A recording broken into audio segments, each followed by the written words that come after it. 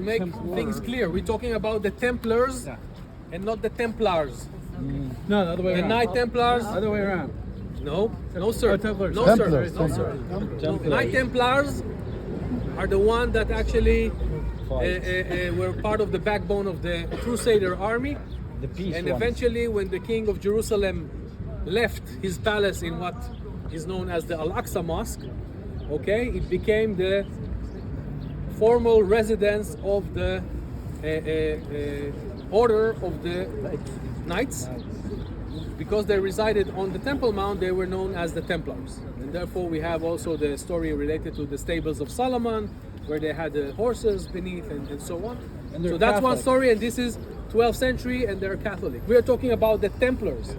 So I don't know, just to make to understand, if have you learned about the Templars already? The Crusader, they have been protecting the pilgrims. Yeah, that Yeah. was the roles of the Templars, mainly to protect the roads and the pilgrims. pilgrims. But now we are in the 19th century, okay, and we're talking about another group that is coming from the Protestant world in Christianity, okay, a group that was already founded in the 17th century in Germany, in southwestern Germany, in the area of Baden-Württemberg, okay, and it belongs to a group of a Protestant group which came out of the Lutheran Church, but at a certain moment they said that the Lutheran movement, the Protestant movement, is much more focused on the science. It's very, very heavy, and it's losing something in the spiritual idea of the ideas of Jesus and Christianity. And this movement, this large movement, is known as the Pietist movement. Okay? So they actually are living from the Lutheran branch of the Protestant world. And for about 150 years they live with no problem, okay, basically in Europe, until in the 19th century, until when we have all those the world is shaking in the 19th century. There's nationalism, there are new ideas, and also groups, not only in Christianity, also in Judaism, that are feeling that with all this modernity, it actually contradicts the idea that the redemption is, it actually contradicts the idea of the redemption, the final redemption.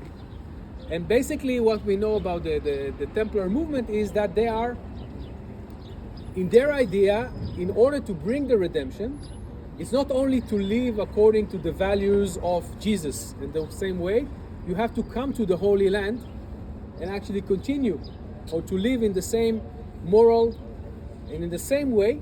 It means to come and settle down here. In some way they're very similar also to Jewish religious groups that came here with the notion that when they're going to settle the Holy Land, they're going to bring the Messiah. Naturi Karta? No, not Neturei Karta, not Neturei Karta. I'm talking, it's the opposite. I'm talking about, I'm talking about even before the modern immigration, okay, the first immigration later, there were groups, religious groups, that came here with the idea, even in the 18th century, okay, the first Ashkenazi community that bought the place where today you know the Churva synagogue in the Jewish quarter, okay, they came here with this notion that they are going to, when they are going to settle down, they are going to bring the Messiah. So a kind of a proto-Zionist in some way, but from religious motivation, not from national motivation. Can you call them the first Christian Zionists? In some way, you can put them inside the big group of evangelical Christians, okay? But their motivation was to come here to live according to the values, the basic values of Christianity, understanding the Bible as it is. They were very much against the idea that came out from Germany also of the biblical criticism, okay? Which was part also of the Lutheran movement, by the way, because they were all very much scholars of Bible, and they wanted to go to the basics. Therefore, the Bible was in their hearts. Just allow them to pass.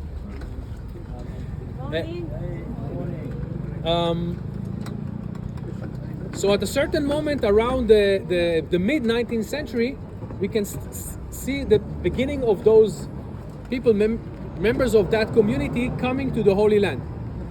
Not as an organized group, but as families, as individuals, and settling down in all places. By the way, the first location was not Yaffo, it was not Haifa. The first settlement of Templar communities was in the area of the Jezreel Valley and Nazareth, and the hills of Nazareth, in the area of Nahalal, of Moshav Nahalal. So in the northern part of the Jezreel Valley. Okay? But that is... No, I'm not talking about... No, I'm talking about a settlement which did not succeed eventually, before we have the organized coming of the leaders of the Templars by Hoffman and Herdi. These were the two leaders in Germany that eventually brought the groups, okay? Before the settlement in Haifa, the first colony. Were they persecuted in Germany? No, they were not persecuted. They just left. They just felt it came from themselves. Not only the notion, why the name Templar? Because they said that the temple is not a church, it's not a community, it's the heart. Each individual has its temple, and it comes from your own, and it's your behavior, the way you behave. And part of your behavior should be not only based on the values and the way of life that Jesus preached for, but also to come and settle down. The main change in the 19th century was the idea that in order to bring the redemption, you have to come and settle down in the Holy Land. So in some way you can call them Christian Zionists, but don't be mistaken. They absolutely were against the idea of Jews because they saw themselves as the true Israel. When they read the Bible, and the Bible for them is also of course the Old Testament, they said that the Old Testament was meant for them and not for the Jews. Okay? We are located now in this compound, which is relatively new. When I did my guiding course, this was not here. I remember reading the notes of the tour that there was a plan to build here two things. One is a new modern hotel, which today is the Orient Hotel, and the other thing is what we read in the other side of and we're going to see it on the way back, the Yehuda Amichai neighborhood, the famous poet, the Jerusalemite poet. Why? In a moment you'll understand why here. So these are two modern projects that this one is still planned, but this they made it eventually.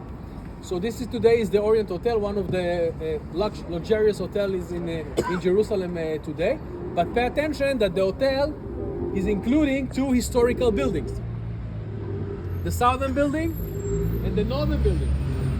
And you see that when they preserve the buildings, and this was part of the contract, if they're going to build a modern hotel, they're going to preserve in a very, very strict manner the historical buildings. Because what you can see here is the Lyceum. The Lyceum, which means the school. Which one? The two schools. This one and the other one. Lycée? Okay, Lyceum. The French school? No French, German. The German, the Templar. We are now talking about the Templars. Okay? So I told you that the house that you see here is the first house that was built by Matthäus Frank, 1873.